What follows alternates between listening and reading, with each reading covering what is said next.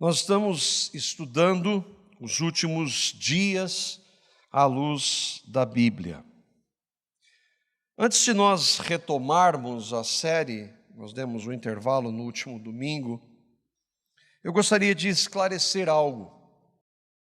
Nessas 2 semanas, eu estive meditando, lendo, pedindo ao Senhor a direção, e eu reconsiderei alguns pontos. Na primeira parte eu disse que o estudo das profecias é uma das áreas, se não a mais difícil e debatida da Bíblia.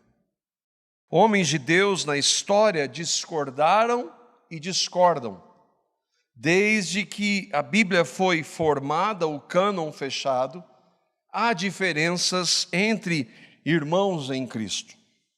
E quando eu digo homens de Deus, eu me refiro àqueles que creem fundamentalmente naquilo que nós chamamos de os 5 solas, que creem no somente a Escritura, que creem somente a graça, que creem somente em Cristo, que creem que a glória deve ser dada somente a Deus e somente à fé. Isso significa que aqueles que não creem, por exemplo, que Jesus Cristo é o único mediador entre Deus e os homens, não são homens de Deus. Isso significa que aqueles que não creem que a graça de Deus é o único meio pelo qual nós podemos ser salvos, não são homens de Deus. Isso significa que aqueles que dizem que a Bíblia ela está cheia de erros, que ela não é a palavra de Deus, não são homens de Deus, e que aqueles que defendem qualquer glória para o homem e não para Deus, também não são. E nesse caso, na escatologia, que é o estudo das coisas do fim, nós devemos nos pautar especialmente na Escritura e na Bíblia, que é, de acordo com ela mesma, a inerrante e infalível palavra de Deus e o único fundamento de fé e prática para aqueles que verdadeiramente conhecem a Deus por meio do Evangelho de Cristo. A Bíblia é tudo isso. Ela não é nada menos que isso, ainda que haja, eu tenho repetido isso, aqueles que se dizem evangélicos, pastores, e que dizem que a Bíblia tem erros. Apesar desse fundamento, de crermos nessa base, somente a Escritura como nossa única regra de fé e prática, mesmo entre aqueles que se pautam nessa verdade do sola Escritura, na área e no estudo de escatologia do fim dos tempos, há diferentes interpretações. É claro que nós devemos entender que o erro não está na Escritura, mas está em nós, na nossa limitação, como nós vimos no primeiro estudo. Há diferenças entre aqueles, inclusive, que creem nas doutrinas da graça, aqueles que, como nós nos identificamos, são reformados. Há irmãos que creem nas doutrinas da graça, mas que pensam diferente, que entendem diferente o que a palavra de Deus diz em relação à segunda vinda de Cristo e aos sinais da segunda vinda. E eu queria passar para vocês aqui rapidamente algumas dessas diferenças e tentar explicá-las. Por exemplo, existem diferenças entre cristãos, homens de Deus, quanto ao que é o arrebatamento da igreja e o que será o arrebatamento da igreja. O que é o arrebatamento da igreja? A palavra arrebatamento não se encontra na Escritura. O verbo arrebatar está lá em 1 Tessalonicenses capítulo 4, que é quando então Deus, Cristo, quando voltar, vai levar aqueles que estiverem vivos quando Jesus voltar e vai então arrebatá-los para estar com Cristo. Todo cristão crê nesse fato, porque ele está claro na Bíblia.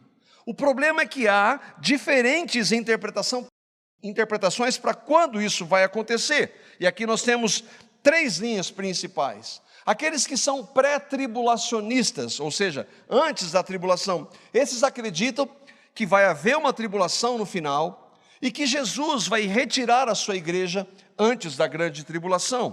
Há homens de Deus que vão dizer não, que não é antes, mas ele é antes das taças da ira de Deus que acontecem então no meio da grande tribulação. E aqueles então que dizem não, que não vai haver um arrebatamento antes, mas que a igreja, aqueles irmãos e irmãs em Cristo que estiverem vivendo no mundo na volta de Cristo, passarão sim pela grande tribulação. Outra diferença que existe é em relação ao milênio. O texto de Apocalipse, capítulo 20, que fala dos 1000 anos do reinado de Jesus. O que João, inspirado pelo Espírito, quis dizer ali? Há irmãos e homens de Deus que dizem, eles são chamados de pós-milenistas, que dizem que o milênio não é literal, não vai acontecer um dia quando Jesus voltar e reinar sobre essa terra por 1000 anos. E eles dizem também que o evangelho, sendo pregado em todo o mundo, será tão poderoso que a maioria das pessoas serão convertidas a Cristo. E quando Cristo voltar, essa terra estará pacificada. E o evangelho, as pessoas convertidas, em boa parte, estarão vivendo em paz. E Cristo então instituirá o seu reino eterno, novos céus e nova terra. Há aqueles irmãos que são chamados de amilenistas, não que eles não creiam no milênio, eles creem porque está na Escritura, mas eles dizem que o milênio não é algo literal, que não vai haver 1000 anos literais de reinado de Cristo quando ele voltar em sua segunda vinda. E há aqueles que são chamados pré-milenistas. E esses acreditam que quando Cristo voltar, ele vai então arrebatar a sua igreja e vai reinar com os cristãos nessa terra por 1000 anos. Há homens de Deus que creem, até agora nós vimos 6 diferenças. Em relação ao Apocalipse, o último livro da Bíblia, as profecias do Apocalipse, há aqueles e há irmãos que são chamados de preteristas. O que isso significa? Eles dizem que todas as profecias que estão na Bíblia, com a exceção da volta de Cristo em glória, já aconteceram. E elas aconteceram até o ano 70 depois de Cristo, isso está nos livros de história, quando o Império Romano destrói Jerusalém e o templo. Tudo que Jesus fala, que Paulo fala, que Pedro fala, que João diz, acontece no ano 70. Há aqueles irmãos, então, que são os futuristas e que vão dizer o contrário, que todas as profecias do Apocalipse, com exceção das 7 igrejas, elas vão acontecer no futuro. E há aqueles irmãos chamados historicistas, que são aqueles que entendem que houve profecias já cumpridas antes do ano 70, mas que Deus também tem profecias que serão cumpridas antes da volta de Cristo e que estão descritas ali no livro do Apocalipse. É simples ou não? E eu estou falando de homens de Deus que creem em diferentes pontos na questão da volta de Cristo. Cada proposta, cada defesa tem sim os seus textos bíblicos. Alguns desses textos são mais fáceis de refutar, outros já são mais complexos e alguns que não têm resposta. Que nós não conseguimos ver com uma análise da Escritura, do solo Escritura, nós não conseguimos ver que aquela defesa daquele determinado ponto não possa realmente acontecer. Eu crio no Evangelho há mais ou menos 30 anos. E essa área sempre foi uma área que me fascinou. Talvez tenha sido aquela que eu mais já li, meditei, ouvi e ainda me deixa fascinado sobre a volta de Cristo. E nesses 30 anos eu já mudei algumas vezes de posição. Mas o que fazer em relação a esse tema? Nós vamos ignorar? Essa semana eu estive ouvindo pela 3ª vez um debate entre 4 irmãos, homens de Deus, sobre escatologia. Eles ficam 3 horas conversando, ao respeito, as posições diferentes, 2 amilenistas, um pré-milenista e um pós-milenista. São irmãos, 3 horas, falando só sobre o milênio. Eles não falaram de outros pontos, eles falaram somente sobre o milênio. Todos eles são pastores, todos eles são reformados, Um deles estava lá, o irmão Augusto Nicodemos, e o comentário dele foi o seguinte: devemos pregar sobre a escatologia, o estudo do fim das coisas, para levar a igreja a pensar nas últimas coisas. Ele estava dizendo, ele é um amilenista, não acho que a gente deveria deixar de ter comunhão com um irmão pós ou pré-milenista. Eu não creio nisso. Acho que está muito errado. Deveríamos lembrar que essa é uma área em que a Escritura não nos revela o suficiente para o consenso. A Escritura é suficiente para a nossa salvação, mas ela não é exaustiva. Há coisas que ela não revela. E isso deveria nos levar a ter humildade e a respeitar a posição do outro, a caminharmos juntos, se cremos no centro do Evangelho e na palavra de Deus. E eu concordo plenamente com ele. Antes eu não concordava, hoje eu concordo. É claro que isso não significa que todo mundo está certo. Então é o seguinte, vocês estão falando coisas diferentes e contrárias, mas está todo mundo certo. Não estão todos certos. Isso não é relativismo. Não significa também que nós devemos aceitar teorias e propostas que não tenham base bíblica. Não significa também que a Bíblia então tenha erros e que ela se contradiga. O problema não está na Escritura, mas está em nós. E não significa também que cada um de nós não seja responsável por aquilo que crê. Não, isso é muito difícil, eu não gosto, então não vou nem ver isso. Mas a Bíblia manda, está na Escritura e nós devemos meditar sobre isso. Nós temos que reconhecer que há textos difíceis, que somos limitados, como eu tenho procurado enfatizar desde o primeiro estudo, e que nós vamos ter compreensão das profecias relacionadas à segunda vinda de Cristo, somente quando elas se cumprirem, quando Cristo estiver voltando. Isso se nós estivermos vivos até lá. Então nós não sabemos de nada? Então, se tem tantos pensamentos diferentes, para que falar sobre isso? Não. Nós temos fundamentos e certezas de acordo com a Escritura, e aí eu queria ver alguns com vocês. Primeiro, é fato e é inegociável que Jesus vai voltar visível e corporalmente. Nós falamos dos anticristos que João cita em suas cartas, e ele diz que o espírito do anticristo nega que Jesus Cristo veio em carne, que diziam que Jesus era um espírito evoluído. Então, Jesus sim vai voltar, a Bíblia diz, assim como ele foi, ele vai voltar fisicamente e corporalmente, visivelmente, todo olho vai ver. Ele virá, Jesus virá, e a Bíblia é clara, para julgar todo ser humano que já existiu. Todo ser humano, a Bíblia diz, desde o primeiro até o último, estarão diante de Cristo um dia, e ele vai julgar cada um deles. É verdade também que quando Cristo voltar, todo joelho vai se dobrar perante ele.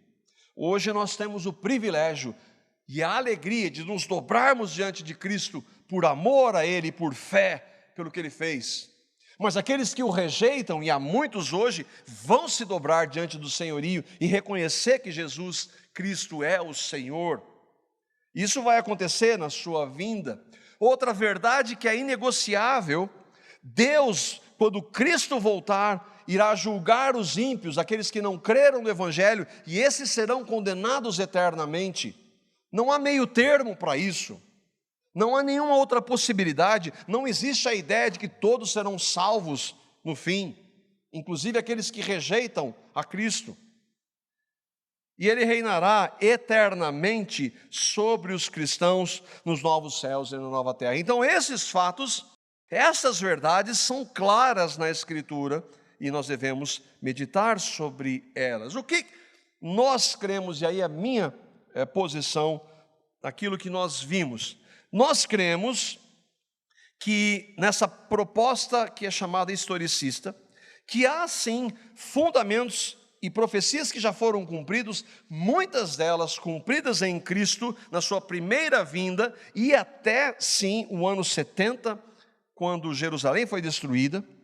Nós cremos que não vai haver um arrebatamento antes da tribulação, que se nós, como cristãos, estivermos naquele momento, nós vamos passar, e eu creio que isso é uma necessidade para a igreja.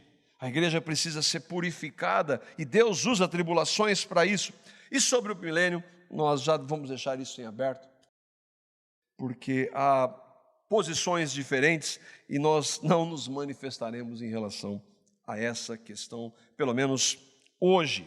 Estamos vendo sobre, então, o anticristo e o falso profeta.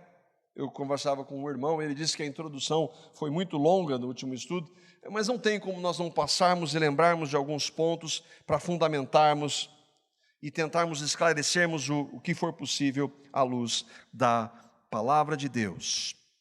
O que nós já vimos no último encontro? Nós vimos que estamos vivendo nos últimos dias, de acordo com a Bíblia, e esses últimos dias, eles começaram na primeira vinda de Cristo, quando Cristo veio e a igreja foi instituída pela descida do Espírito Santo. Então, desde aquele momento até a segunda vinda de Cristo, é o período que a Bíblia chama de últimos dias.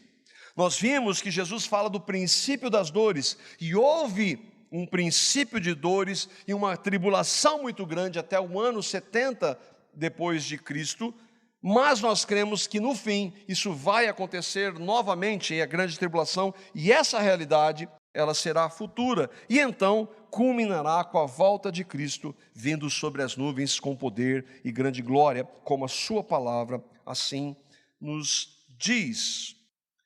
Nós vimos um pouco, entramos aí então no assunto do anticristo, vimos o que essa palavra significa. A palavra anticristo significa não somente contrário a Cristo, mas em lugar de Cristo. Nós vimos onde esse nome aparece, o apóstolo João é que cita a expressão anticristo em suas cartas. Vimos também alguns títulos, ou um título do anticristo no Velho Testamento, e nós vamos ainda ver, não hoje, não vai ser possível, o que ele vai fazer, esse último anticristo, e como será possível identificá-lo. Quais são os demais títulos do anticristo? O que nós vimos no último encontro? Nós vimos lá em Daniel, no capítulo 2, uma imagem que Daniel revela de um sonho que o imperador Nabucodonosor teve. E aquela estátua a ele mesmo, dirigido por Deus, dando glórias a Deus, mostra então que seriam quatro grandes impérios que viriam a partir do imperador Nabucodonosor, a Babilônia, a Média, a Pérsia, a Grécia e Roma, o Império Romano. Essas datas estão em boa parte dos livros históricos, às vezes há algumas variações, não dá para nós sermos precisos em impérios, não é como a democracia, que um governante acaba no dia, no caso do nosso país, ele acaba no último dia, 31 de dezembro, e no dia 1º de janeiro do ano seguinte, começa um novo governante no sistema democrático. Naquele momento não era assim. Nós vimos também em Daniel, no capítulo 7, e aí nós comparamos a estátua com 4 animais. Daniel é um livro profético, e isso significa que há muitos sinais e imagens que não são reais, mas que apontam para uma realidade. Então nós vimos que os animais que Daniel vê num sonho que ele tem no Daniel capítulo 7, eles se equiparam à estátua que o imperador havia visto. E isso nós conseguimos então alguns detalhes. Vimos então os que Daniel trata dos pés da estátua. Nós vimos ali 4 grandes impérios, e ele faz uma distinção dos pés e dos dedos da estátua, lá em Daniel capítulo 2, versículo 41, como ele disse, como viste, ele está falando lá para o imperador Nabucodonosor, como viste, os pés e os dedos eram em parte de barro e em parte de ferro. Isso quer dizer que esse reino, e é um reino que virá após o Império Romano, será um reino dividido. E aí nós vimos que a figura da besta, uma expressão para um animal que não tem nenhuma comparação com aquilo que nós conhecemos, esse animal, assim como a estátua tinha os pés e 10 dedos, esse animal ele tem a sua cabeça e nele 10 chifres que sairão então deste último reino. E nós associamos essas imagens e vimos que o que significam esses chifres e os dedos, eles são 10 reis ou 10 reinos que sairiam então deste último governo, o governo romano, do Império Romano, que nós vimos foi até aproximadamente o século V. E aí então nós lemos o que Daniel, curioso em relação a esse animal, ele quis saber, ali no versículo 8 do capítulo 7, quando ele estava refletindo. E ele diz assim: enquanto eu estava refletindo nos chifres, eu vi um outro chifre pequeno, que surgiu entre eles. E 3 dos primeiros chifres foram arrancados para dar lugar a ele. Esse chifre possuía olhos como olhos de um homem e uma boca que falava com arrogância. Obviamente, como nós vemos, ouvimos, ele não está falando de chifres. Esses chifres representam reinos ou reis. Quando Daniel fala para Nabucodonosor, que era o cabeça do Império Babilônico, ele diz: você é a cabeça de ouro, porque ele representava o Império Babilônico. E aqui então esses chifres vão representar reinos ou reis, e eles acontecerão no fim. Então nós vimos que este pequeno chifre, então, para ver um dos nomes do anticristo no Antigo Testamento. E concluímos então que durante a grande tribulação, que Jesus diz em Mateus 24, antes da volta dele, surgirá na terra a besta. Nós vamos ver isso ainda em Apocalipse capítulo 13, e que será um governo, ou um império, ou um reino, que terá os 10 pés, os pés e os dedos, ou os 10 chifres, e que comandará o mundo. Nós vamos ver isso ainda. O líder desse reino será o anticristo, também chamado de pequeno chifre. Isso aqui para nós lembrarmos do que nós vimos no último encontro. No livro de Daniel, há ainda outros textos que falam e que fazem menção a esse futuro líder. E um destes textos é conhecido como as 70 semanas de Daniel. O irmão Kenneth Gentry, ele faz um comentário em relação a esse texto que aqueles que leem e estudam escatologia estão familiarizados. Ele diz assim sobre o texto, para nós vermos onde nós vamos entrar agora. As 70 semanas de Daniel, capítulo 9, os versos 24 a 27, é provavelmente uma das profecias mais familiares do Antigo Testamento para os estudantes evangélicos de escatologia. Todavia, ao mesmo tempo, ela é uma das passagens mais mal entendidas. É segundo esse irmão, uma difícil profecia. Se nós vimos as diferenças lá naquelas 3 linhas, em relação às 70 semanas, então, elas são bem mais diversas. Agora, o ponto é que a diferença, ela está nos detalhes. Ela está na compreensão dos detalhes e não na fidelidade ou na veracidade do relato de Daniel. Porque esse mesmo Daniel que escreve o capítulo 9 é aquele que escreveu o capítulo 2 e o capítulo 7. E que, de acordo com o capítulo 2, ele profetizou aqueles 4 grandes impérios antes deles surgirem. E ele então profetizou, por quê? Porque ele estava inspirado pelo Espírito Santo para poder dizer o que aconteceria no futuro. E aqui em Daniel capítulo 9 não é diferente disso. Há alguns eruditos intelectuais, entre gentios e judeus, teólogos, mas lembre-se, nem todo teólogo ele crê no Evangelho. Eles dizem que não era possível que Daniel escrevesse capítulo 9, versículos 24 a 27, antes de acontecer. O relato é tão específico que esses estudiosos que negam a inerrância da Escritura dizem que o texto foi escrito tempo depois, para depois então ser atribuído a Daniel, para mostrar então que aqueles que acreditam no relato de que Daniel escreve isso há aproximadamente 550 anos antes de Cristo, era um fato, não era fato, mas era falso. Acontece que há provas evidentes de que este escrito foi realmente produzido no ano que boa parte dos estudiosos que creem na palavra defendem, aproximadamente no ano 550 depois de Cristo. E aqui é uma das evidências. Este é o Museu do Livro, ou o Santuário do Livro, que fica em Israel.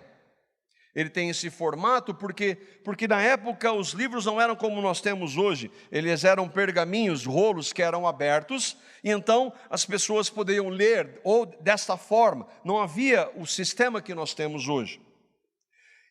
Mas o que isso tem a ver com a profecia de Daniel? Bom, no ano de 1947, foram encontrados os chamados pergaminhos do Mar Morto, uma das descobertas arqueológicas mais importantes da história, não somente para os cristãos, mas da história. Esse museu está lá, esses pergaminhos estão lá, e os pergaminhos foram feitas pesquisas, e eles datam do século II a.C. Então, 200 anos antes de Cristo.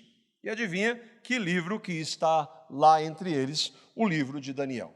Então, essa é uma das evidências que mostra que o livro foi sim escrito séculos antes de Cristo, e que as profecias estão lá, que anunciam a Cristo. Nós vamos ver alguns dos textos, algumas das expressões que ele usa, são impressionantes de como o texto é fiel.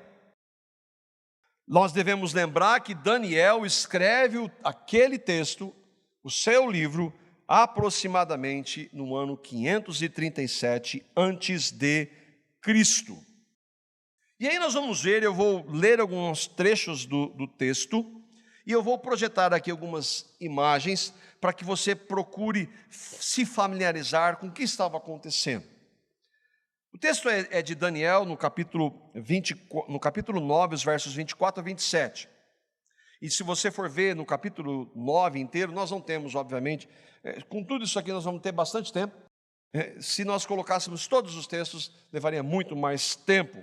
O fato é que o texto é de Daniel, capítulo 9, e no início diz assim: no primeiro ano do rei Dario o Medo, provavelmente em 537 a.C., Daniel estava meditando no livro do profeta Jeremias. Ele estava lendo o profeta Jeremias, contemporâneo a ele, e lendo especificamente o capítulo 25 e o capítulo 29 de Jeremias.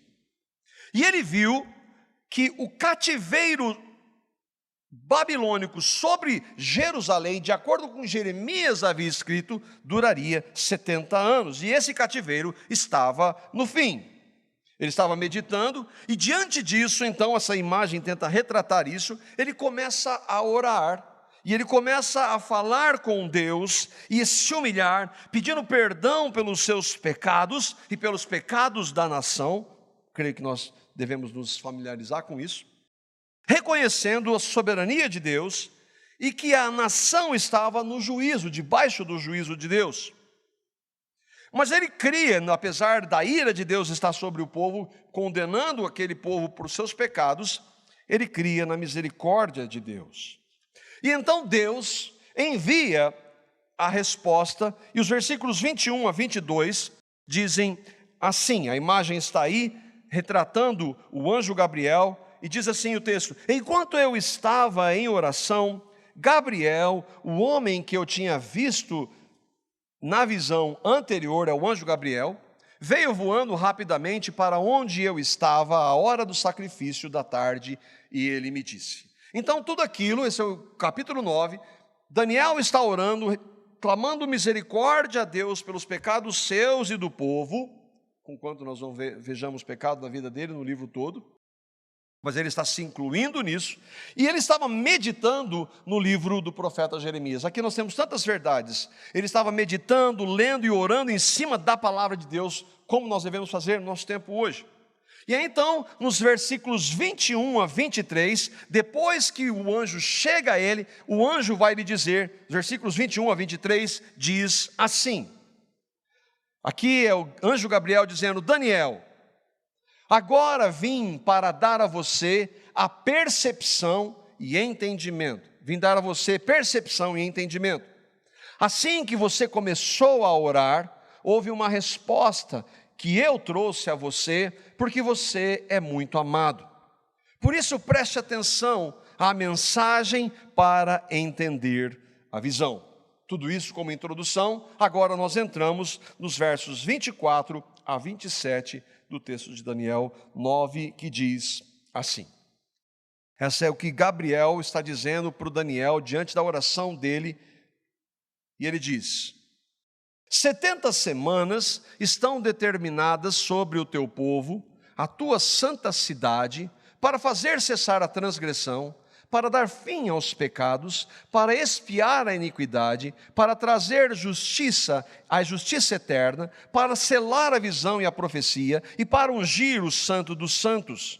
Sabe e entende, desde a saída da ordem para restaurar e para edificar Jerusalém, até o ungido, o príncipe, 7 semanas e 62 semanas. As praças e as circunvalações se reedificarão, mas em tempos angustiosos. Depois das 62 semanas, será morto o ungido e já não estará. E o povo de um príncipe que há de vir destruirá a cidade e o santuário. E o seu fim será num dilúvio, e até ao fim haverá guerra. Desolações são determinadas. Ele fará aliança com muitos por 1 semana, e na metade da semana fará cessar o sacrifício e a oferta de manjares. Sobre a asa das abominações virá o assolador, até que a destruição que está determinada se derrame sobre ele.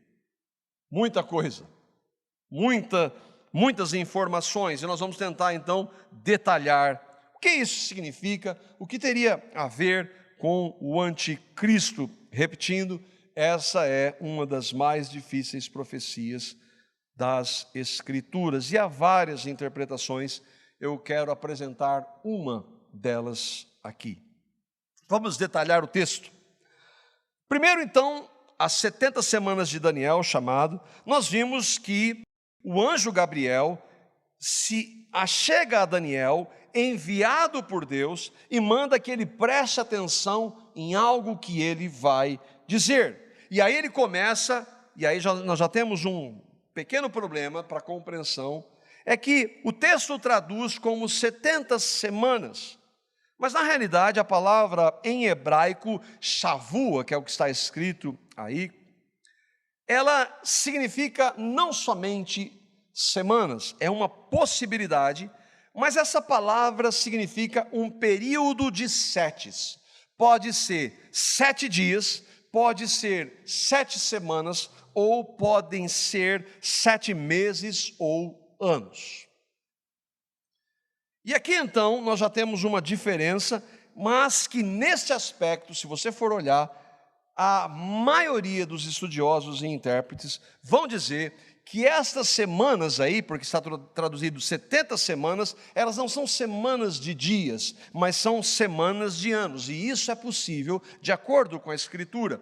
O texto não retrata, ele diz 70 semanas, mas as implicações é que estas semanas sejam de anos. E aqui então, uma das possíveis explicações da palavra, nós temos aí a palavra no hebraico, e que essa compreensão diz que Daniel, como todos os judeus, estaria familiarizado com o conceito de 7 anos da lei mosaica, por exemplo, estipulando que o 7º ano seria um ano sabático, ou que nessa semana, o 7º dia da semana, que seria um ano que deveria ser, a terra deveria estar descansando para que eles pudessem novamente plantar no ano seguinte. E aí então é chamado de semana.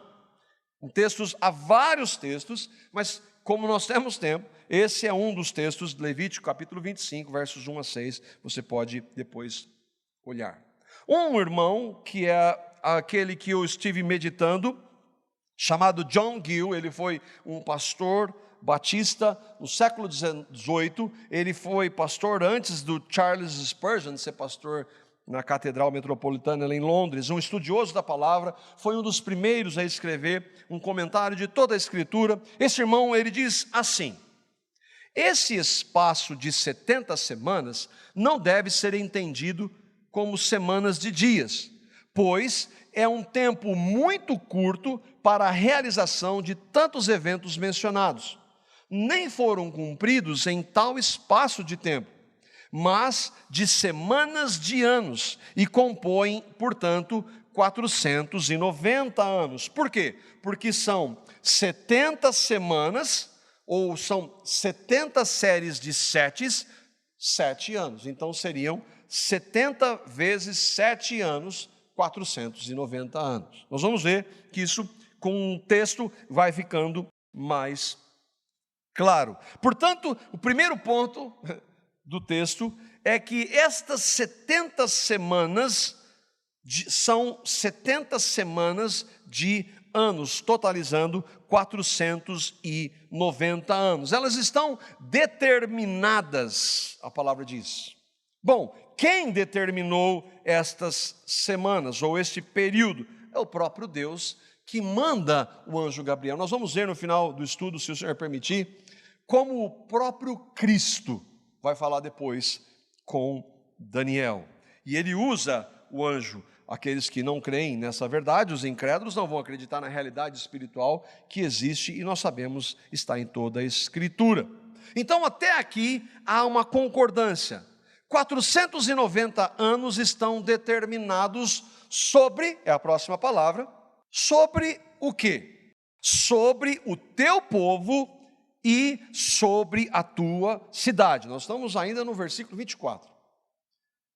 490 anos, Daniel, estão determinados por Deus sobre o teu povo e a tua santa cidade. Está absolutamente claro quem é, dentro do contexto, quem é. Mas nós vamos ver o próprio Daniel nos versículos anteriores, os versículos 16, 19 e 20, falando quem é o povo e qual é essa santa cidade, que eu já coloquei aí na imagem, mas que nós vamos ver no texto.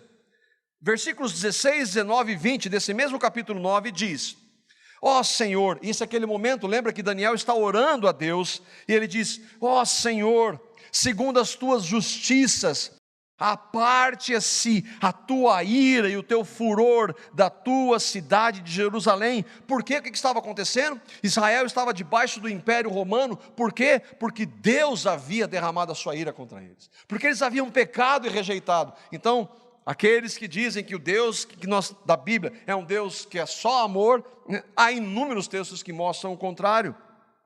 Mas ele diz: a tua cidade de Jerusalém. Versículo 19: ó Senhor, ouve por tua cidade e o teu povo chamados pelo teu nome. E aí ele diz: confessava eu o meu pecado e o pecado do meu povo Israel. Bom, então eu creio que está absolutamente claro, até aqui nenhum problema de compreensão. São 490 anos que Deus estabelece sobre Israel, o povo judeu, e sobre a cidade de Jerusalém. Aqui que nós resumimos então, Deus, por meio do anjo Gabriel, diz ao profeta Daniel que ele, Deus, determinou 490 anos sobre Jerusalém e sobre o povo judeu. Mas ele determinou o quê? E nós ainda estamos no texto. Vamos ler agora a continuidade dele. As 70 semanas ou 490 anos, estão determinadas sobre o teu povo, os judeus, o povo de Israel, e sobre a tua cidade santa, para dar fim aos pecados, expiar a iniquidade, trazer a justiça eterna, para selar a visão e a profecia e para ungir os santos dos santos. Então Deus está dizendo, Daniel, daqui 490 anos, isso vai acontecer. Irmãos, quem, quando e onde aconteceu isso? É impossível nós não vermos isso. E é por isso que os incrédulos, os eruditos vão dizer, não é possível que esse homem tenha escrito isso 500 anos antes de Cristo. Porque é exatamente isso que o texto está dizendo. Quem fez tudo isso? Cristo fez tudo isso. Ele deu fim aos pecados, Atos 5,31, Deus com sua destra o exaltou, Cristo a príncipe salvador, a fim de conceder a Israel o arrependimento e a remissão dos pecados, para expiar a iniquidade, Efésios 1,7, redenção pelo sangue de Cristo e remissão dos pecados, para trazer a justiça eterna, Romanos capítulo 5, versículo 21, a fim de que como o pecado reinou pela morte, assim também reinasse a graça pela justiça para a vida eterna, mediante Cristo Jesus, o nosso Senhor, para selar a visão e a profecia. Hebreus capítulo 11, versículo 1 diz que tendo Deus outrora falado muitas vezes aos pais pelos profetas, nesses últimos dias nos falou pelo Filho. Ele encerrou em Cristo, ungir o Santo dos Santos, Hebreus 9,12, Cristo pelo seu sangue entrou no Santo dos Santos uma vez por todas, tendo obtido eterna redenção. A profecia não era só para os judeus, porque o texto está dizendo sobre o teu povo e a tua santa cidade. Mas você falou que é Cristo, e ela não era só para os judeus? Um judeu, 600 anos depois, vai escrever sobre isso. João capítulo 1, versículos 10 a 12. E aqui entramos eu e você, que somos gentios. O verbo estava no mundo e o mundo foi feito por intermédio dele, mas o mundo não o conheceu. Veio para o que era seu, mas os seus não o receberam, mas a todos quantos o receberam, deu-lhes o poder de serem feitos filhos de Deus, a saber, os que creem no seu nome. Os judeus rejeitaram a Cristo, rejeitaram essa profecia, como muitos ainda rejeitam hoje. Mas Cristo veio como cumprindo a profecia do profeta Daniel. E aqui eu queria abrir um parênteses que é importante. A Bíblia diz que eu e vocês somos pecadores, que não podemos mudar esse estado, que a nossa religião não pode, os nossos atos não podem, que nada que nós fazemos pode mudar, e debaixo do nosso pecado, nós estamos debaixo da ira de Deus. Mas essa mesma palavra diz que Deus amou pecadores como nós, que deu o seu Filho, anunciado em todo o Antigo Testamento, e tão claramente pelo profeta Daniel, que Cristo veio, o ungido, e realizou tudo isso que nós lemos, deu fim aos pecados, expiou a iniquidade, trouxe a justiça eterna, e todos aqueles que creem em Cristo, se arrependendo de seus pecados, crendo no que Ele fez na cruz, recebem perdão deles, vida eterna, uma nova vida. Todos aqueles que creem em sua morte e ressurreição com Cristo, recebem a vida de Cristo, e ainda que não compreendam escatologia tão plenamente, tenha certeza da nova vida que Ele concedeu. Cristo cumpriu todas essas verdades. E aqui nós temos algumas diferenças de alguns irmãos que pensam que boa parte, ou pelo menos metade destes 6 pontos, eles vão ser plenamente atingidos quando Cristo voltar. Eu creio que Cristo cumpriu exatamente isso na sua primeira vinda, na sua morte e ressurreição. O que nós podemos ver então? Deus determinou 490 anos sobre os judeus em Jerusalém, para que a obra de Cristo, do Messias que eles esperavam, ou o ungido, como nós vamos ver, acontecesse. Quando isso aconteceu? Quando que foi dada esta ordem? E aí no versículo 25 ele vai dizer, sabe e entende. Ele está falando para Daniel, Daniel está entendendo a profecia que está sendo anunciada, mas quando começa esses 490 anos, ou essas 70 semanas, ele diz, sabe e entende. Dada a saída de ordem para restaurar e edificar Jerusalém, até o ungido, então, a profecia tem 490 anos, ou, para nós ficarmos dentro do texto, 70 semanas.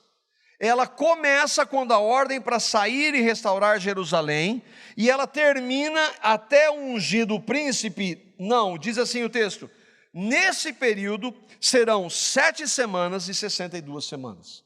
Quanto que dá 7 semanas e 62 semanas? 69. Mas não são 70? Desde a saída da ordem para restaurar Jerusalém até o ungido, e ungido é a palavra hebraica para Messias, que é o Cristo, passariam então 69 semanas, ou melhor, 483 anos.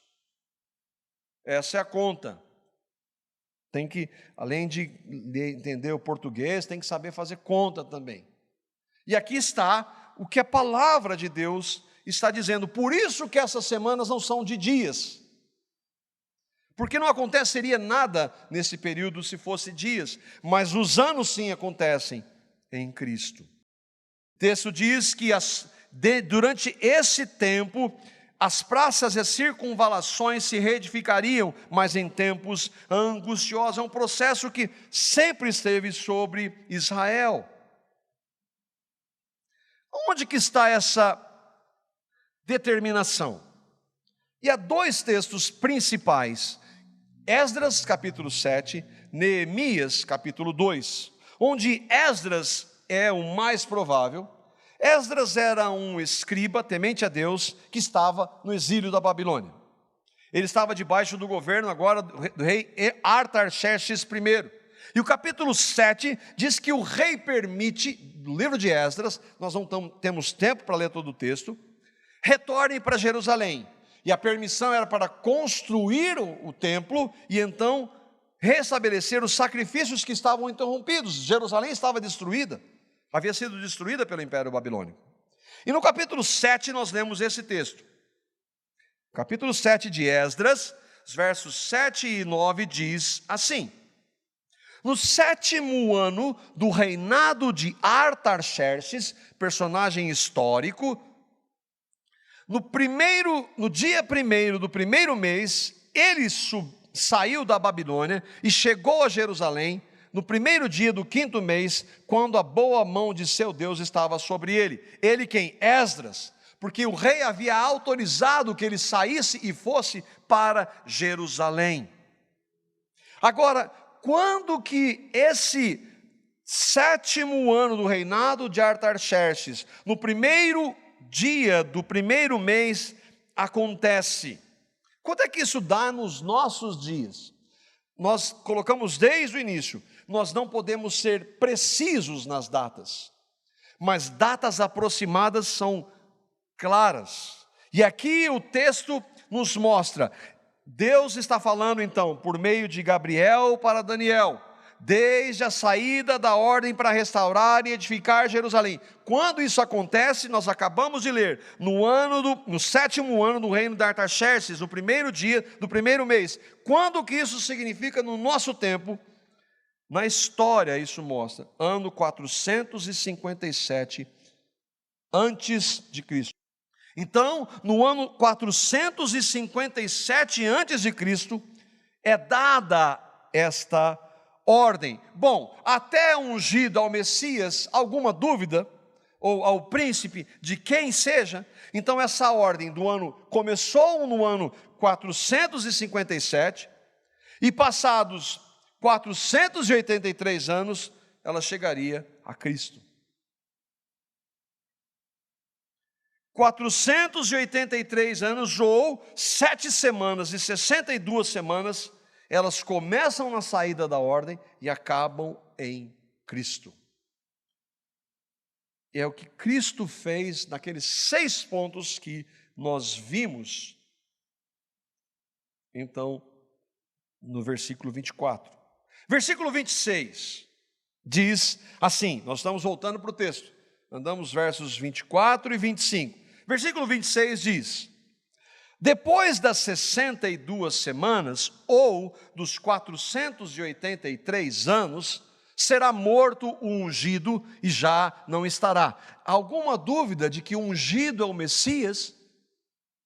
E o povo de um príncipe que há de vir destruirá a cidade e o santuário, e o seu fim será num dilúvio, e até o fim haverá guerra, desolações são determinadas. Lembre, Daniel, quando está exilado na Babilônia, Jerusalém e o templo estão destruídos. Eles seriam reconstruídos e novamente destruídos. Quando isso aconteceu? A história mostra, não a Bíblia não relata, mas a história mostra quando isso aconteceu. O que nós estamos vendo aqui? Depois das 62 semanas, será morto o ungido, e ele já não estará. Depois das 62 semanas, é claro, 7 semanas, mais 62 semanas, 69 semanas, que equivalem a 483 anos. Depois desses 483 anos, começa, está faltando uma semana. Lembra que o relato diz, 70 semanas estão determinadas. E aí acontece a 70ª semana, quando, obviamente, e aqui a diferença entre alguns irmãos, ela acontece exatamente após a 69ª. Alguns irmãos vão dizer que essa semana existe um intervalo gigante, mas o texto não diz isso. Então nós cremos que é a sequência, e é nesse momento, depois dessa 69ª semana, então, é que é morto o ungido. Mas não é 62? Sim, 7, lembra? Mais 62. Os últimos 7 anos para que a profecia seja, então, cumprida. E quando isso aconteceu, o povo de um príncipe, ele diz, que há de vir, destruirá a cidade e o santuário. E isso aconteceu no ano 70 depois de Cristo, passada a 7ª semana. Cristo morre em algum momento, e aqui nós vamos tentar trazer uma interpretação. Cristo morre em algum momento, o Senhor Jesus morre em algum momento da 70ª semana. O texto diz, e o povo de um príncipe que há de vir, destruirá a cidade e o santuário.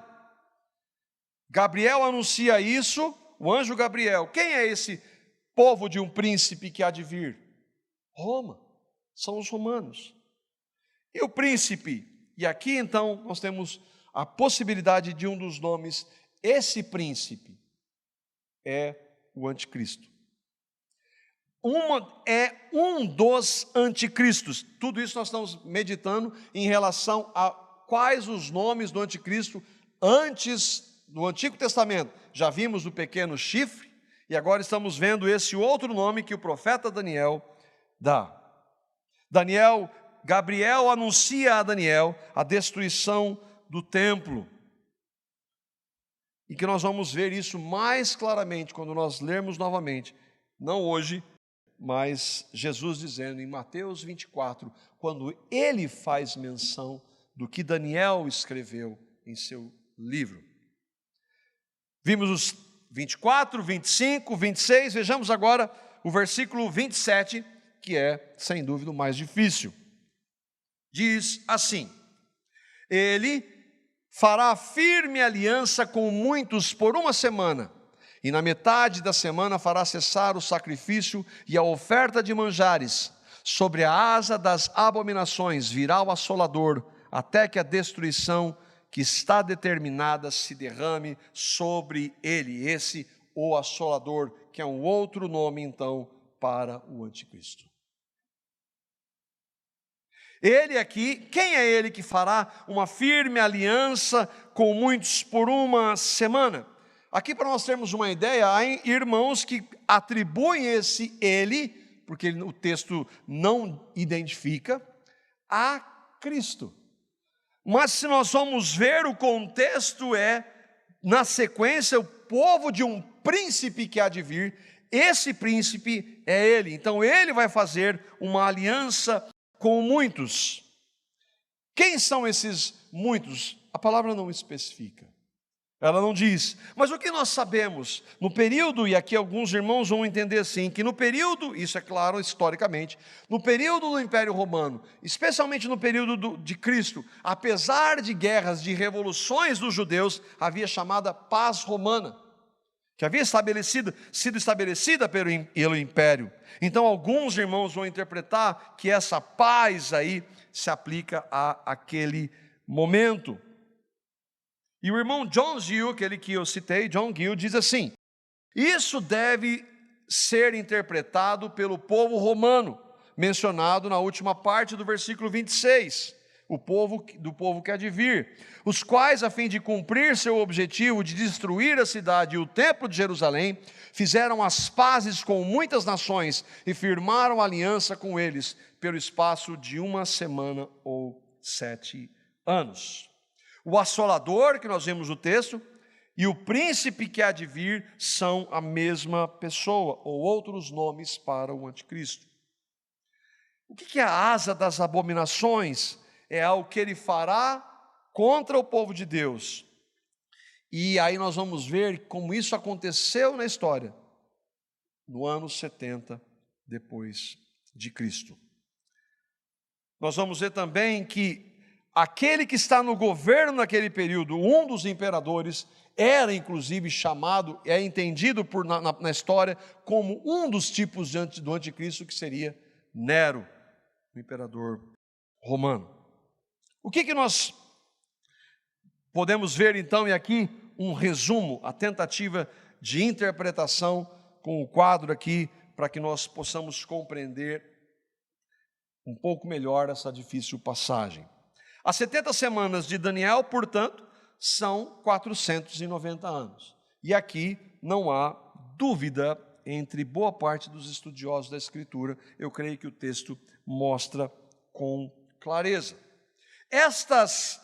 Esses 490 anos, ou 70 semanas, elas estão divididas em, lembra que ele falou 7 semanas e 62 semanas.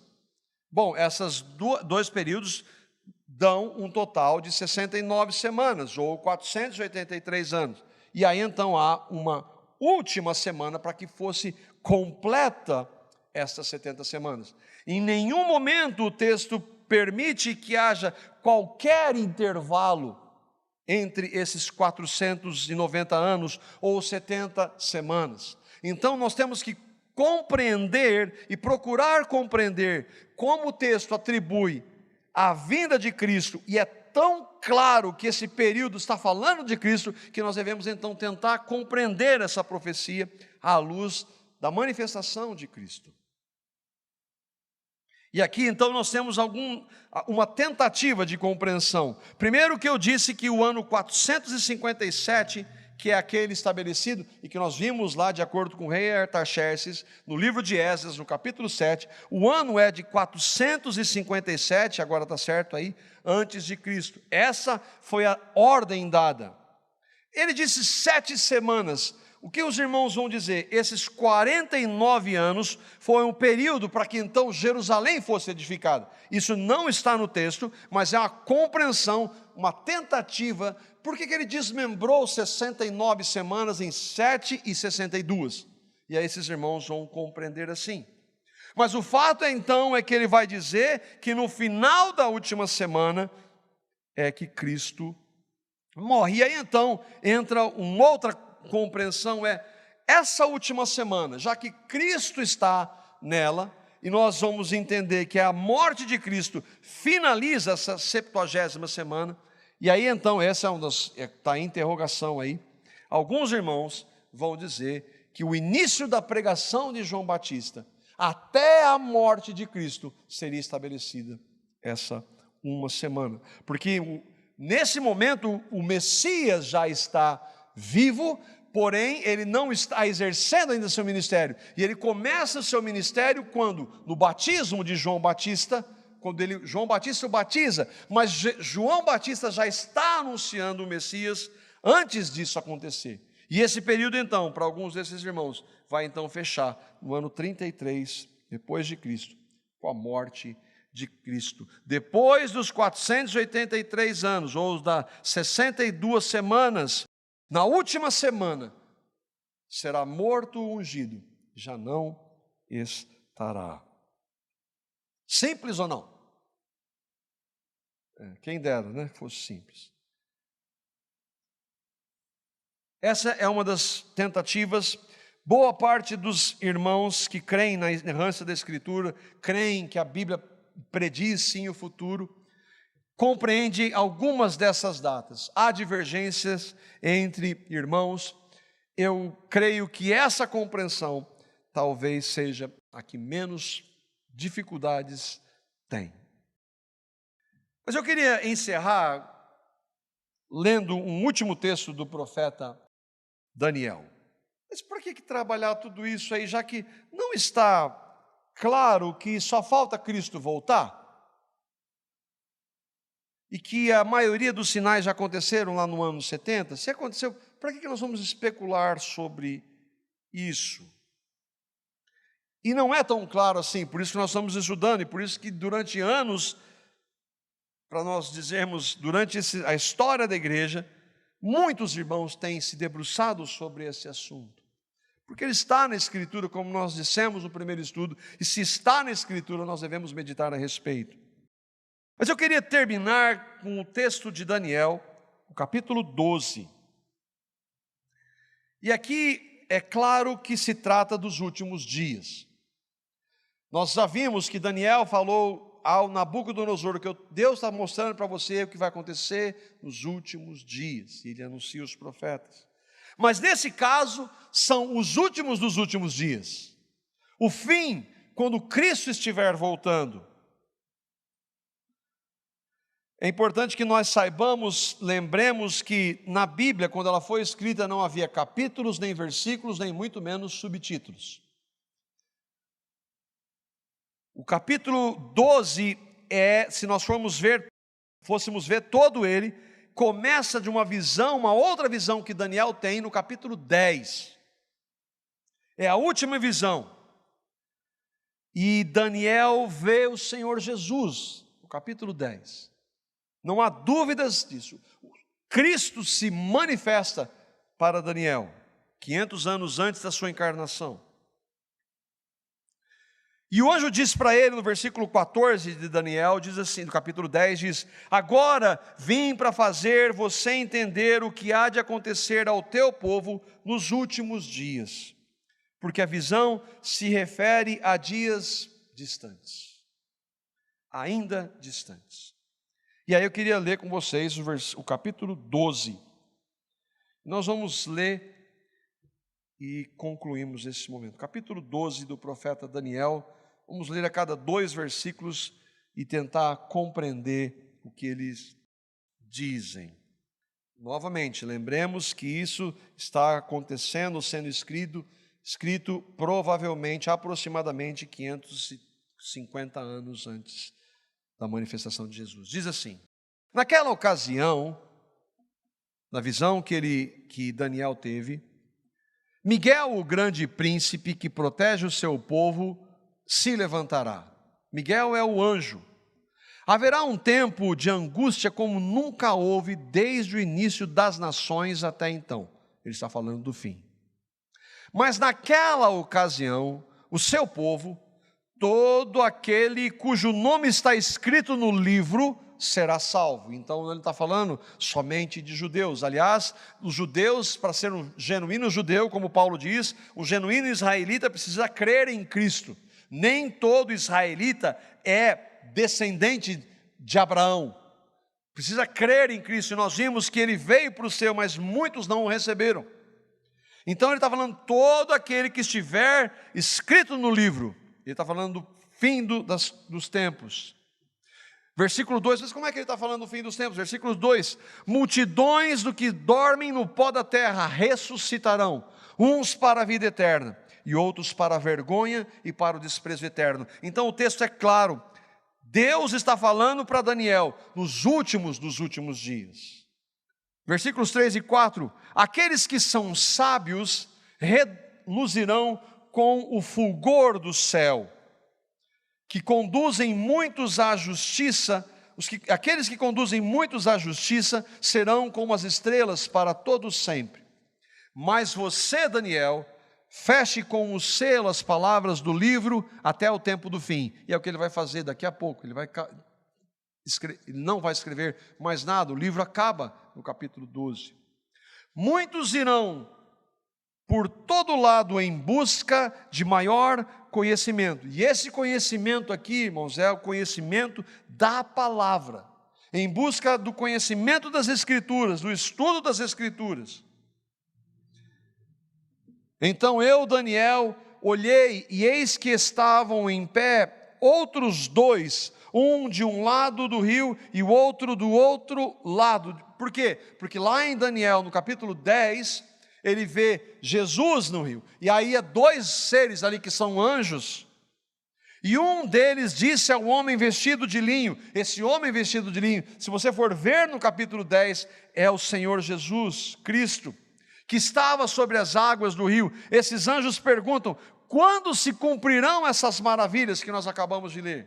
E o homem vestido de linho, que estava acima das águas do rio, ergueu para o céu a mão direita e a mão esquerda, e eu, Daniel, o ouvi jurar por aquele que vive para sempre, o Deus Pai, dizendo, haverá um tempo, tempos e meio tempo, quando o poder do povo santo for finalmente quebrado, todas essas coisas se cumprirão. Aí o Daniel fala uma coisa que nos consola, eu ouvi, mas não compreendi. Por isso eu perguntei, meu Senhor, qual será o resultado de tudo isso? Lembra que Deus está falando do fim, Jesus está falando de um povo que seria perseguido, e que ele chama o povo santo, esse povo sofreria no fim, e que nós vamos ver isso claramente no Novo Testamento, que nós vamos ver isso em toda a igreja primitiva, que nós vamos ver isso em toda a história da igreja, que nós vamos ver isso de maneira clara também no Apocalipse. Quando será? Qual será o resultado disso tudo, Senhor? Daniel pergunta. E ele responde, vá, Daniel, pois as palavras estão seladas e lacradas até o tempo do fim. Ele não responde. O Senhor não responde para ele. Muitos serão purificados, alvejados, refinados, mas os ímpios continuarão ímpios. Onde nós vemos esse texto, irmãos? Apocalipse, no último livro do Apocalipse, no último capítulo, os sujos sujem-se ainda, aqueles que são santos santifiquem-se ainda. Essa é a história da igreja, daqueles que genuinamente creem em Cristo. Nenhum dos ímpios levará isso em consideração, mas os sábios sim. Diga isso para uma pessoa que não crê no Evangelho, você acredita nesse monte de bobagem? Anjo, Jesus vai vir voando no céu, que a Escritura profetizou, não sei quando. Mesmo entre teólogos que se dizem evangélicos não creem, imagine o ímpio. Os ímpios que não creem em Cristo, que rejeitam o Evangelho. Nenhum dos ímpios levará isso em consideração, mas os sábios, sim. A pergunta é se eu e vocês estamos dentre esses sábios. Os sábios são aqueles que examinam as Escrituras. Depois de abolido o sacrifício diário e colocado o sacrilégio terrível, lembra que ele falou lá no capítulo 9, isso aconteceu com Antíoco Epifânio, isso aconteceu no ano 167 a.C., isso aconteceu quando a abominação veio sobre o templo em Jerusalém no ano 70, e isso vai acontecer antes da volta de Cristo. Depois de abolido o sacrifício diário e colocado o sacrilégio terrível, haverá 1290 dias. Feliz aquele que esperar e alcançar o fim dos 1335 dias. O que significa isso? Nós não sabemos. Mas o ponto é que ele está anunciando que haveria perseguição contra os cristãos e abominação feita por esse líder que um dia surgirá. Quanto a você, Daniel, siga o seu caminho até o fim. Você descansará. E ele não está falando novamente de descanso aqui, ele está falando que vai morrer. Então, no final dos dias, você se levantará para receber a herança que lhe cabe. Quando Cristo voltar, Daniel vai ser um daqueles que ressuscitarão dos mortos. Ele não tinha compreensão plena de tudo que estava acontecendo, por isso que a Bíblia é uma revelação progressiva. E hoje nós temos o privilégio de ter os evangelhos, de ter as cartas, e nós vamos ver, semana que vem, se o Senhor permitir, como Paulo, em sua carta, segunda carta aos Tessalonicenses, vai falar muito mais claramente desse homem, desse líder anticristo, e vai falar de um dos sinais que mostram a manifestação do anticristo, que Paulo fala claramente, a apostasia. E é algo que talvez nós estejamos vendo hoje. Muitos daqueles que se professam cristãos, igrejas evangélicas, abandonando a fé, abandonando as verdades da Escritura. Esse texto mostra também, claramente, que assim como aqueles homens de Deus entenderam o cumprimento das profecias do Antigo Testamento na primeira vinda de Cristo, quando Cristo veio, aqueles, e se nós estivermos vivos, nós não sabemos, que creram e creem verdadeiramente em Cristo, quando Cristo voltar, se estiverem vivos, vão compreender e vão continuar vendo a fidelidade e a veracidade da palavra de Deus, inspirada pelo Espírito Santo, verdade, inerrante e infalível palavra de Deus. Que o Senhor nos capacite a vivermos nessa esperança. Que Ele nos leve a meditar nas Escrituras, a falar com o Senhor, fale comigo pela sua palavra. Que Ele revele o Evangelho àqueles que ainda não creem, para a sua honra e glória.